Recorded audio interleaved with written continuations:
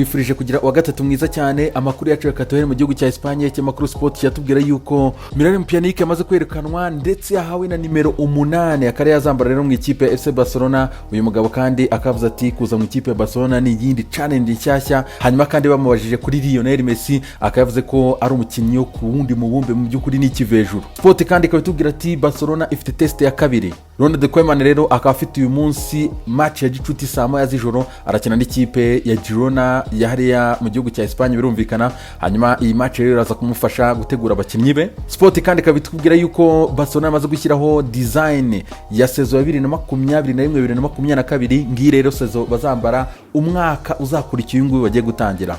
Sport kandi ikayitubwira yuko Suarez yamaze kuva muri gahunda zo kujya mu ikipe ya Juventus. Reka twakeze mu cyamakuru Mundo Deportivo kikakitubwira ko Miralem Pjanic rero yamaze kwiyangaje n'ikipe ya Barcelona 100%. Akaba rero ngo yaratinze kubera ikibazo cya karantine yari yashyizwe mu by'ukuri nicyo cyatumye rero atinda kwerekanwa.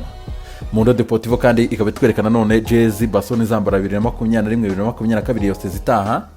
Mundo Deportivo ikabitubwira yuko ibya Vidal byarangiye igisigaye gusa ni question kumwofisializa mu ikipe Inter de Milan. Mundo Deportivo kandi ikabitubwira ko Bale yamaze kwemera ko yatizwa Tottenham Hotspur na Manchester United zahabwa amahirwe yo kwegukana uyu mukinnyi. AC ikabitubwira ko Benzema adafatika ni match ya gicuti rero ikipe ya Madrid yakinaga n'ikipe ya Getafe. Uyu Mufaransa akayatsinze ibitego 4 muri ibyo bitandatu byose ku busa batsinze ikipe ya Getafe. Ni match yabereye rero Valdebebas aho bakorera imyitozo. Ni match kandi itagaragayemo abakinnyi mu by'ukuri batari bahari harimo Marco Asensio, Isco, Sergio Reguilon, Eden Hazard, Gareth Bale, Mariano Vasquez, Odegaard, Luka Modric. Abo ngabo bose ntago bari bahari ahubwo Zidane yanagiye ashyiramo n'abana bakiri batoya cyane. Ikinyamakuru Marca kikaba cyashyizeho titre ati twavuganye n'ikipe ya Tottenham Hotspur, Bale niho ashaka kujya. Akaba rero ari amagambo ya Jonathan Barnett, akaba ari umwagent wa Gareth Bale wamaze gutangaza ko rero ikipe ya Jose Mourinho rwose igiye kwibonera Gareth Bale rwose mu buryo butunguranye cyane rero. Hanyuma kandi ikimakuru kikatubwira ko Madrid igiye kubyungukiramo ikaba igiye kurekura Gareth Bale n'imishahara ye ndetse na Sergio Reguilon akaba agomba kugenda. Ibinyamakuru byose mu gihugu cy'Ubwongereza rero biravuga Gareth Bale. Daily Express ikatubwira ati Spurs iravugana na Bale. Ati byemejwe n'umugabo witwa Jonathan Barnett akaba ari umwagent wa Gareth Bale. Ikinyamakuru The Sun cyo kikaba cyaje cyabigize indirimbo ati numwe mu bo bari butizwe. Hanyuma ikinyamakuru kitubwira ati Tottenham Hotspur irayisaba $20 kugira ngo ibashe kubona Gareth Bale nk'intizanyo. Kuri DMR cyo kikatubwira yuko Daniel Levy abizi neza yuko kubona Gareth Bale bimuhenze cyane, akaba rero ashaka guterekamo muri iyi deal umusore bita Dele Alli.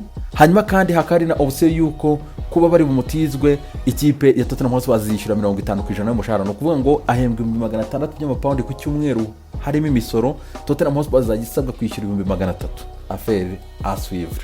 Tugarutse muri Daily Express ikatubwira ko Aubameyang yasinye imyaka 3 mu ikipe ya Arsenal akazajya afata $250 by'amapaundi ku cyumweru. The Times ikatubwira yuko mu gihe cy'imyaka 3 Aubameyang azafunga $55 z'amapaundi.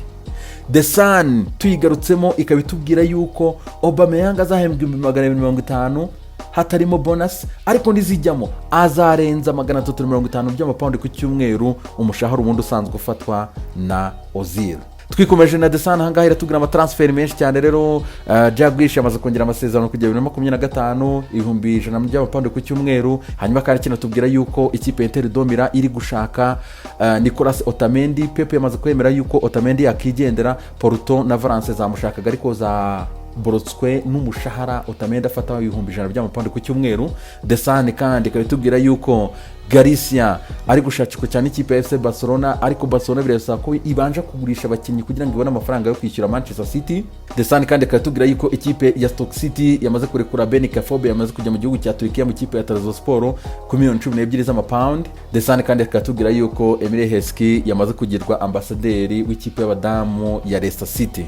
Ikinyamakuru L'Equipe mu gihugu cy'Ubufaransa cyo cyatubwira ati nyuma y'intangiriro mbi ya saison ya Paris Saint-Germain uyu munsi irakina n'ikipe ya Metz saa 3 z'ijoro kuri Parc des Princes irahagaruka, ariko ku rundi ruhande ifite na match igomba gukina na komisiyo ya discipline ya LFP. Bakaba rero bashobora gufatwirwa ibihano abakinnyi bahawe amakarita y'imituku mu buryo bukomeye cyane kuri La Classico bakinaga n'ikipe ya Marseille. Ikinyamakuru L'Equipe rero kikatubwira amakuru gifite yuko bagomba guhanwa. Kuruzawa warwanye na Jordan Amavi arakubitwa match 7. Neymar kubera karito 2 z'umuhondo we ashobora guhabwa igihano gitoya cyane, ariko kubera n'akavuyo ko gukubita urushyi hariyo muntu akaba ari bufayininwe y'amafaranga. Paredes araza kuba ahanwa kubera ikarita ebyiri z'umuhondo yahawe no kuba ikarita y'umutuku, sanction z'ikarita y'umutuku nizo ari buhabwe. Jordan Amavi warwanye na Kuruzawa arakubitwa match 6.